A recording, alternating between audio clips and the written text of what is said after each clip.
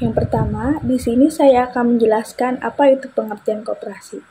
Koperasi adalah badan usaha yang dibentuk atas asas kekeluargaan. Koperasi merupakan organisasi bisnis yang dimiliki dan dioperasikan oleh orang-orang demi kepentingan bersama. Tujuan dibentuknya koperasi adalah untuk mensejahterakan para anggotanya. Selanjutnya di sini ada sejarah koperasi di Indonesia. Yang pertama yaitu ada sejarah koperasi di Indonesia bermula pada tahun 1886. Saat itu Pamongpraja Patih R. Arya Wirya Atmaja di Purwokerto mendirikan sebuah bank untuk para pegawai negeri atau priai. Ia mendirikan bank tersebut dengan tujuan untuk menolong para pegawai yang makin menderita karena terjerat oleh lintah darat yang memberikan pinjaman dengan bunga tinggi. Kemudian, pada tahun 1908, Raden Sutomo mendirikan perkumpulan Budi Utomo untuk memanfaatkan sektor perkoperasian bagi kesejahteraan rakyat miskin. Budi Utomo juga memberikan peranan bagi gerakan koperasi guna memperbaiki kehidupan rakyat. Penyebaran semangat koperasi ini terus berlanjut sampai pada tahun 1927. Terbentuk Sarekat Islam yang bertujuan untuk memperjuangkan kedudukan ekonomi para pengusaha pribumi. Kemudian, pada tanggal 12 Juli 1947, Pergerakan Koperasi di Indonesia mengadakan Kongres Koperasi pertama di Tasikmalaya, yang kemudian ditetapkan sebagai Hari Koperasi di Indonesia. Apa itu fashion dan bedanya dengan hobi pada kongres ini? Terbentuk Sentral Organisasi Koperasi Rakyat Indonesia atau SOKRI yang berkedudukan di Tasikmalaya. Selain itu, kongres ini juga menetapkan gotong royong sebagai asas koperasi. Selanjutnya di sini ada fungsi koperasi. Adapun fungsi didirikannya koperasi adalah sebagai berikut. Yang pertama yaitu membangun dan mengembangkan. Fungsi pertama dari koperasi adalah membangun sekaligus mengembangkan potensi dan kemampuan anggotanya dan masyarakat secara umum. Fungsi lain dari koperasi adalah untuk mewujudkan kesejahteraan sosial dan ekonomi rakyat. Yaitu yang kedua, meningkatkan sumber daya manusia. Fungsi kedua dari koperasi adalah meningkatkan kualitas sumber daya manusia dan masyarakat secara aktif. Kualitas SDM yang semakin meningkat akan memberikan manfaat bagi perekonomian. Yang ketiga yaitu memperkuat ketahanan ekonomi kerakyatan. Fungsi ketiga dari koperasi adalah memperkuat ketahanan ekonomi kerakyatan. Fungsi ini bisa dikatakan sebagai fondasi kekuatan dan ketahanan perekonomian nasional dengan menjadikan koperasi sebagai sokong gurunya. Yang keempat yaitu mewujudkan dan mengembangkan perekonomian nasional. Fungsi keempat dari koperasi adalah mewujudkan dan mengembangkan perekonomian nasional dengan menggunakan asas kekeluargaan dan demokrasi ekonomi. Selanjutnya di sini ada tujuan koperasi. Ada beberapa tujuan dari adanya koperasi, yaitu yang pertama, meningkatkan kehidupan ekonomi anggota koperasi dan masyarakat di sekitarnya. Yang kedua, meningkatkan kesejahteraan ekonomi anggota koperasi dan masyarakat di sekitarnya. Yang ketiga, membantu pemerintah untuk meningkatkan kesejahteraan ekonomi rakyat yang adil dan makmur menjadi sokol guru dalam perekonomian nasional. Yang keempat, membantu produsen dengan memberikan penawaran harga yang relatif lebih tinggi. Yang kelima, membantu konsumen dalam memberikan penawaran harga yang relatif lebih terjangkau. Dan yang terakhir yaitu memberikan bantuan pinjaman modal kepada unit-unit usaha skala mikro dan kecil. Saya akan melanjutkan pembahasan materi mengenai koperasi dan ajak piutang. Saya akan membahas mengenai prinsip koperasi berdasarkan Undang-Undang 25 tahun 1992. Prinsip-prinsipnya yaitu yang pertama, keanggotaan tidak dipaksa atau harus berdasarkan sukarela dan terbuka. Selanjutnya, dalam pengelolaan, koperasi harus bersifat demokratis. Pembagian hasil usaha diberikan secara adil sesuai dengan porsi kontribusi masing-masing anggota terhadap koperasi. Pemberian balas jasa terhadap pemberi modal sesuai dengan jumlah modal yang diberikan. Selanjutnya, mengutamakan kemandirian. Dan yang terakhir, dalam mengembangkan koperasi itu harus diadakan pendidikan, pengkoperasian, dan kerjasama antar koperasi. Selanjutnya, saya akan membahas mengenai undang-undang koperasi yang berlaku di Indonesia. Yang pertama ada Undang-Undang Nomor 25 Tahun 1992 yang sebelumnya sudah saya bahas. Selanjutnya, Undang-Undang Nomor 1 Tahun 1987 tentang perseroan terbatas. Yang ketiga, ada Peraturan Menteri Koperasi dan Usaha Kecil dan Menengah Republik Indonesia. Dan yang terakhir, ada peraturan-peraturan daerah berdasarkan domisili didirikannya koperasi tersebut. Selanjutnya, saya akan membahas mengenai jenis-jenis koperasi yang ada di Indonesia. Jenis-jenis koperasi yang pertama yaitu ada koperasi konsumen, yaitu koperasi yang didirikan oleh sekelompok individu untuk membeli barang atau jasa secara kolektif demi kepentingan bersama. Selanjutnya ada koperasi produsen, yaitu koperasi yang terdiri dari produsen atau pengusaha yang bergabung untuk memasarkan produk-produk mereka secara bersama-sama. Lalu ada koperasi kredit, yaitu koperasi yang menyediakan layanan keuangan kepada anggotanya seperti pinjaman, tabungan, dan layanan keuangan lainnya. Selanjutnya ada koperasi pertanian, yaitu koperasi yang dimiliki dan dijalankan oleh para petani untuk kepentingan bersama. Selanjutnya ada koperasi pekerja, yaitu koperasi yang dimiliki dan dioperasikan oleh pekerja yang bekerja di perusahaan yang sama. Lalu ada koperasi pemukiman, yaitu koperasi yang berfokus pada penyediaan layanan perumahan. Selanjutnya ada koperasi konstruksi, yaitu koperasi yang terdiri dari para kontraktor atau pekerja konstruksi yang bekerja sama untuk mendapatkan proyek konstruksi dan membagikan hasilnya. Dari yang terakhir adanya koperasi konversi, yaitu koperasi yang didirikan dari unit-unit bisnis yang sebelumnya dimiliki oleh perusahaan swasta dan diambil alih oleh karyawan atau komunitas lokal. Keanggotaan dalam koperasi. Ada beberapa hal yang perlu dipahami tentang keanggotaan koperasi. Yang pertama itu sifat sukarela dan terbuka. Prinsip dasar koperasi adalah keanggotaan yang terbuka bagi siapapun yang memiliki minat dan kebutuhan yang sesuai dengan tujuan koperasi. Yang kedua itu ada penerimaan anggota. Prosedur untuk menjadi anggota koperasi biasanya tergantung pada ketentuan dalam peraturan koperasi atau undang-undang yang berlaku. Biasanya calon anggota harus mengajukan permohonan keanggotaan dan memenuhi syarat yang ditetapkan seperti pembayaran modal atau biaya keanggotaan. Yang ketiga itu ada hak dan kewajiban, di mana anggota koperasi memiliki hak dan kewajiban tertentu seperti hak untuk menghadiri rapat anggota, memberikan suara dalam pengambilan keputusan, serta berpartisipasi dalam keuntungan. Kewajibannya itu seperti membayar modal, mematuhi peraturan koperasi, dan berpartisipasi aktif dalam kegiatan koperasi.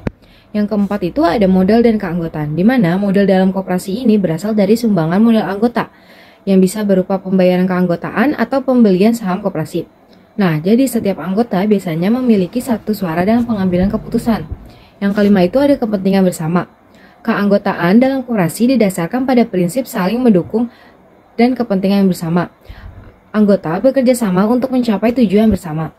Yang keenam itu ada keluar dari keanggotaan. Biasanya, anggota dapat keluar dari keanggotaan koperasi sesuai dengan peraturan yang ditetapkan dalam koperasi dan undang-undang yang berlaku. Proses ini biasanya melibatkan pengajuan permohonan untuk keluar dan penyelesaian segala kewajiban keuangan dan administratif yang mungkin dimiliki oleh anggota koperasi. Pendirian koperasi. Yang pertama itu, studi kelayakan untuk menentukan apakah pendirian koperasi memang dibutuhkan. Yang kedua, menyusun rencana bisnis yang mencakup tujuan, strategi organisasi, model bisnis, sumber daya yang dibutuhkan, proyeksi keuangan, dan strategi operasional koperasi. Yang ketiga, memilih bentuk hukum yang sesuai untuk koperasi. Yang keempat, menyusun anggaran dasar, menetapkan kebijakan, dan memilih pengurus sementara. Yang kelima, menandatangani anggaran dasar, dan membayar modal awal. Yang keenam, mengajukan berbagai dokumen seperti anggaran dasar, formulir pendaftaran, dan dokumen identitas para pendiri. Yang ketujuh, pengesahan dan registrasi. Setelah proses pendaftaran selesai, instansi pemerintah akan memeriksa dokumen-dokumen yang diajukan dan pengangkatan pengurus. Manajemen koperasi melibatkan beberapa aspek yang penting untuk memastikan koperasi beroperasi secara efisien dan transparan, dan sesuai dengan tujuan dan prinsip koperasi. Melalui manajemen yang efektif, koperasi dapat mengoptimalkan kinerja mereka memenuhi kebutuhan anggota dan berkontribusi pada pembangunan ekonomi dan sosial di komunitas mereka. Selanjutnya, pengawasan koperasi. Ada beberapa pengawasan yang ada dalam koperasi. Yang pertama itu pengawasan internal yang melibatkan kegiatan evaluasi dan pemantauan yang dilakukan oleh pihak internal koperasi seperti dewan dan komite audit. Yang kedua itu ada audit internal yang melibatkan pemeriksaan independen terhadap koperasi, keuangan, dan sistem kontrol internal koperasi. Yang ketiga ada pengawasan eksternal yang melibatkan pemantauan yang dilakukan oleh pihak yang berwenang untuk memastikan bahwa koperasi telah mematuhi undang-undang dan regulasi yang berlaku dalam praktiknya. Yang keempat itu ada transparan dan akuntabilitas, di mana memastikan koperasi menjaga transparansi dalam operasi mereka dan bertanggung jawab kepada anggota dan pihak terkait lainnya dengan melaporkan kinerja operasi secara terbuka dan menyediakan informasi yang jelas dan akurat. Selanjutnya itu ada pengelolaan resiko, melibatkan pengembangan kebijakan dan prosedur yang tepat untuk mengurangi resiko dan menghadapi tantangan yang muncul. Yang selanjutnya itu ada kepatuhan hukum, memastikan bahwa koperasi mematuhi hukum yang berlaku termasuk peraturan keanggotaan, tata kelola, manajemen keuangan, pajak, dan sebagainya. Selanjutnya itu ada sumber pendanaan koperasi. Yang pertama itu ada modal anggota, di mana modal anggota ini merupakan sumber pendanaan paling utama dalam koperasi yang berasal dari sumbangan anggota. Biasanya anggota akan melakukan pembayaran modal awal untuk bergabung ke koperasi. Yang kedua itu ada pinjaman dari anggota, di mana pinjaman dari anggota ini merupakan dana tambahan yang paling efektif yang berasal dari anggota yang meminjamkan sebagian dananya kepada koperasi untuk menjalankan kegiatan operasionalnya. Yang ketiga itu ada pinjaman dari lembaga keuangan, di mana koperasi akan meminjam dana kepada bank atau kredit lainnya untuk modal kerja dan investasi dalam aset yang produktif untuk pengembangan koperasi. Yang keempat itu ada hasil usaha, di mana sumber pendanaan ini berasal dari penjualan barang atau layanan koperasi yang telah dilakukan untuk membiayai kegiatan-kegiatan operasional sehari-hari dan membayar karyawan. Yang kelima itu ada dana hibah atau bantuan. Biasanya koperasi mendapatkan dana hibah atau bantuan dari pemerintah, lembaga pendonor, dan organisasi nirlaba lainnya untuk mendukung program-program yang dijalankan oleh koperasi. Selanjutnya adalah pengelolaan modal koperasi. Yang pertama adalah penggunaan modal. Manajemen koperasi harus memastikan bahwa modal koperasi digunakan secara efisien dan efektif, termasuk pengalokasian modal untuk keperluan operasional, investasi dalam aset produktif, dan pengembangan bisnis. Yang kedua, pengelolaan arus kas. Manajemen arus kas yang baik membantu memastikan ketersediaan dana yang cukup untuk memenuhi kewajiban koperasi secara tepat waktu. Yang ketiga yaitu pengendalian biaya. Koperasi harus memonitor dan mengendalikan biaya operasionalnya untuk memastikan efisiensi dan profitabilitas yang optimal. Yang keempat yaitu pengembalian modal.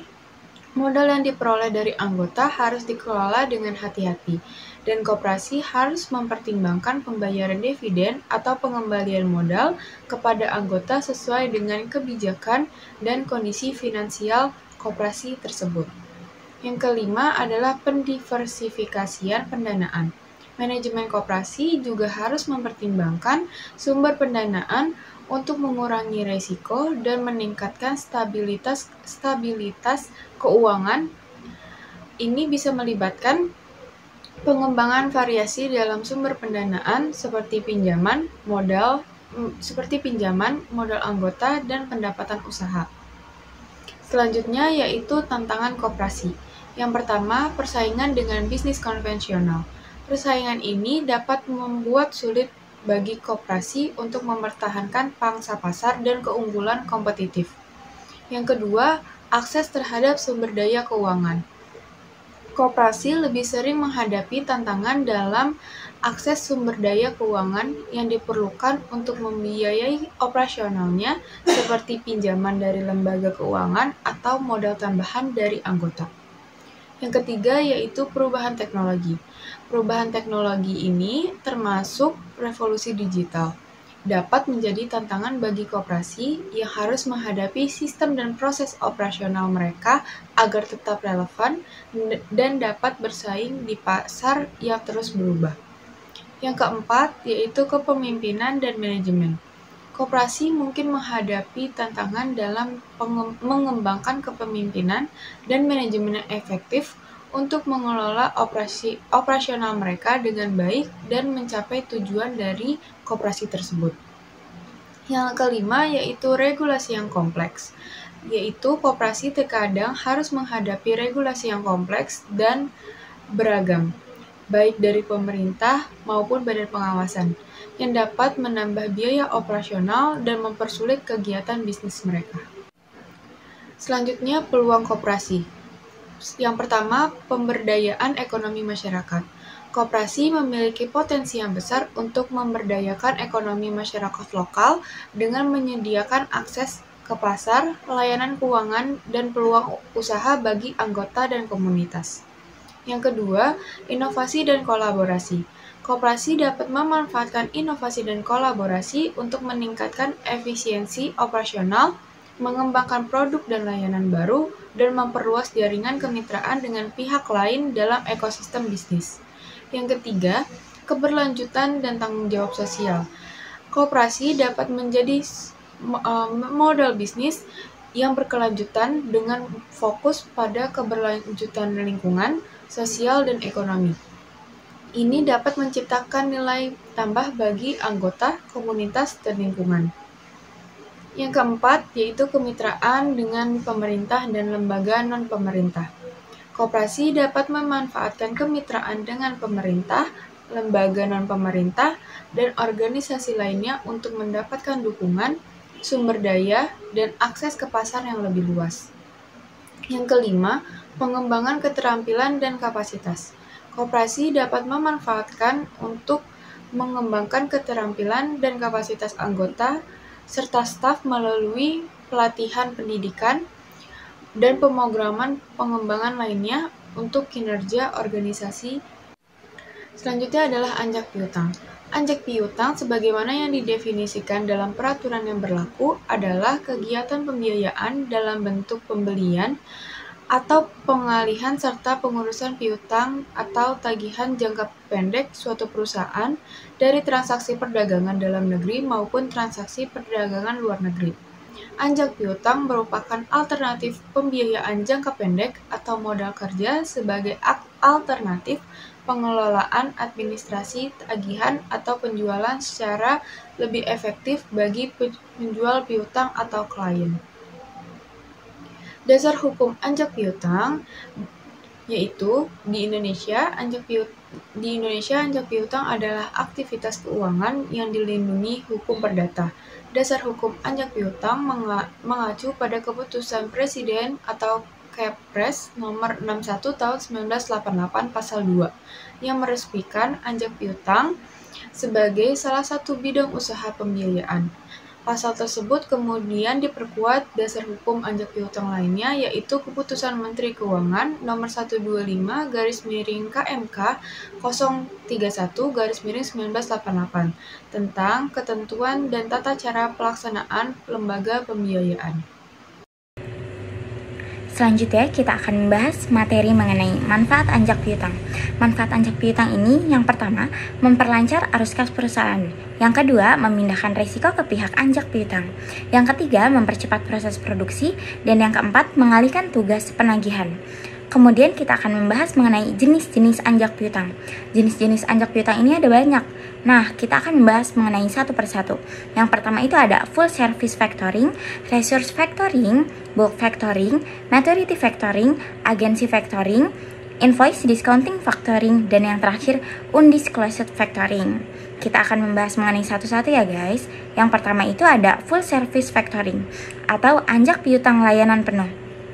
Dalam full service factoring ini, perusahaan anjak piutang menyediakan berbagai layanan seperti pembiayaan piutang, pengelolaan piutang, penagihan, dan proteksi terhadap resiko kredit. Semua aspek administrasi piutang dikelola oleh faktor sehingga perusahaan klien bisa fokus pada operasional bisnis mereka. Yang kedua ada resource factoring atau anjak piutang tanpa tanggung gugat. Pada reverse factoring ini, perusahaan anjak piutang hanya memberikan pembiayaan tanpa menanggung resiko kredit. Jika debitur tidak membayar piutang, resiko kerugian tetap berada pada perusahaan klien, bukan pada perusahaan anjak piutang. Nah, yang ketiga ini ada bulk factoring atau anjak piutang massal. Bulk factoring melibatkan pembiayaan piutang dalam jumlah besar secara berkala. Layanan yang diberikan biasanya terbatas hanya pada pembiayaan piutang tanpa layanan tambahan seperti penagihan atau pengelolaan piutang. Nah, yang keempat ini ada maturity factoring atau anjak piutang jatuh tempo. Nah, pada maturity factoring ini, perusahaan anjak piutang membayar piutang kepada perusahaan klien setelah piutang jatuh tempo berhasil ditagih dari debitur. Ini berbeda dengan jenis anjak piutang lainnya, di mana pembiayaan dilakukan sebelum piutang jatuh tempo. Nah, yang kelima ini ada agency factoring atau anjak piutang agen. Dalam agensi factoring, perusahaan klien tetap bertanggung jawab atas penagihan piutang. Perusahaan anjak piutang hanya menyediakan pembiayaan piutang dan mungkin beberapa layanan administratif lainnya, tetapi tidak terlibat dalam penagihan. Kemudian selanjutnya ada invoice discounting factoring atau anjak piutang diskonto faktur. Dalam invoice discounting factoring ini memungkinkan perusahaan klien untuk mendapatkan pembiayaan dengan menjaminkan faktur yang belum dibayar tanpa memberitahu debitur. Perusahaan klien tetap menjaminkan dan tetap bertanggung jawab atas penagihan piutang. Sementara perusahaan anjak piutang memberikan pembiayaan berdasarkan nilai faktur. Nah, yang terakhir itu ada undisclosed factoring atau anjak piutang tertutup. Dalam undisclosed factoring ini, debitur tidak diberitahu bahwa piutang mereka telah dijual kepada perusahaan anjak piutang. Proses penagihan tetap dilakukan oleh perusahaan klien dan perusahaan anjak piutang hanya menyediakan pembiayaan dan layanan administratif lainnya tanpa pengetahuan debitur. Nah, masing-masing dari jenis anjak piutang ini memiliki karakteristik dan manfaat tersendiri yang dapat disesuaikan dengan kebutuhan perusahaan klien. Selanjutnya, kita akan masuk ke dalam metode perhitungan anjak piutang. Nah, dalam metode perhitungan anjak piutang ini digunakan dua metode. Yang pertama ada service fee. Service fee ini, jika perusahaan anjak piutang pilihan kita memakai metode ini, maka kita perlu memberikan pembayaran rutin atas jasa factoring. Nah, yang kedua ini ada discount charge atau pemotongan faktur. Nah, jika jasa factoring kita menetapkan metode discounting charge, maka kita akan menerima pembayaran piutang setelah dikurangi oleh jasa factoring.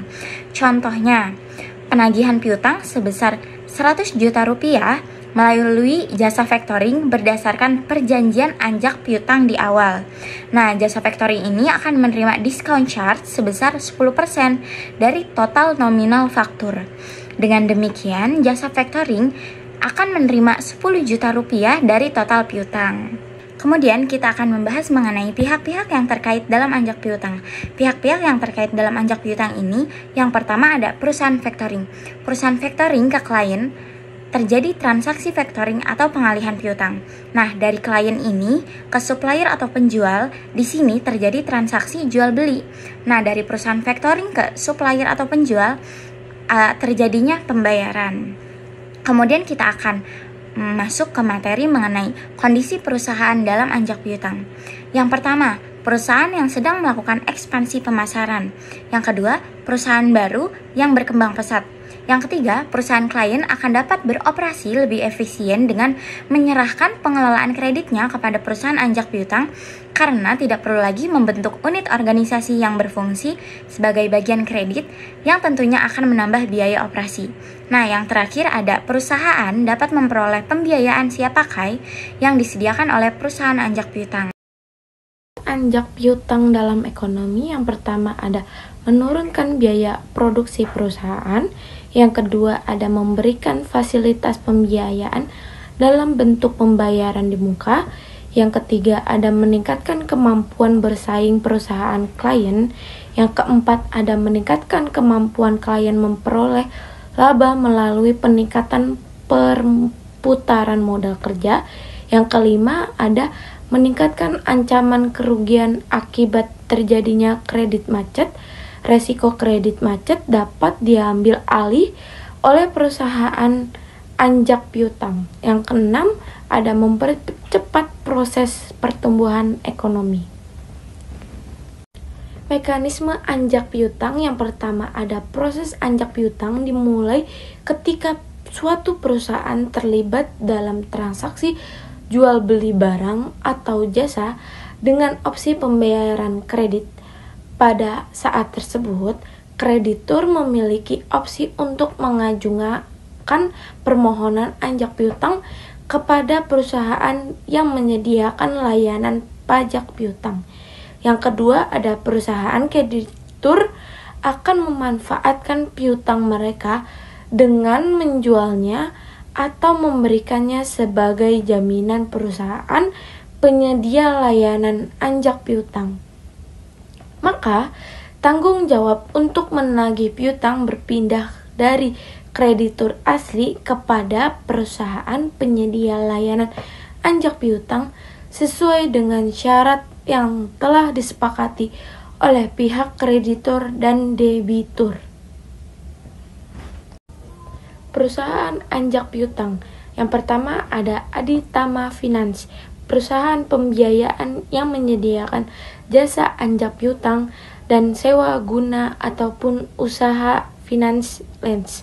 Yang kedua ada SG Finance, perusahaan penyempurna dari seluruh bidang yang melakukan pengelolaan berbagai macam perusahaan pembiayaan. Yang ketiga ada PT IFS Capital Indonesia, mampu memberikan pengadaan pada jasa leasing untuk jenis usaha kecil dan menengah serta pada bidang anjak piutang.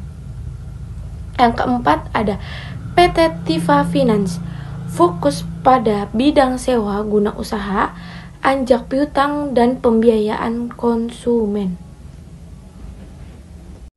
Kesimpulan dari materi tersebut yaitu koperasi dan anjak piutang memiliki peran yang saling melengkapi dalam membangun ekonomi inklusif dan berkelanjutan serta memenuhi kebutuhan keuangan anggota dengan mengadopsi inovasi, memperkuat pengawasan, dan memperluas kementerian. Koperasi dapat terus menjadi agen perubahan yang positif dalam mendorong pertumbuhan ekonomi dan meningkatkan kesejahteraan masyarakat. Terima kasih.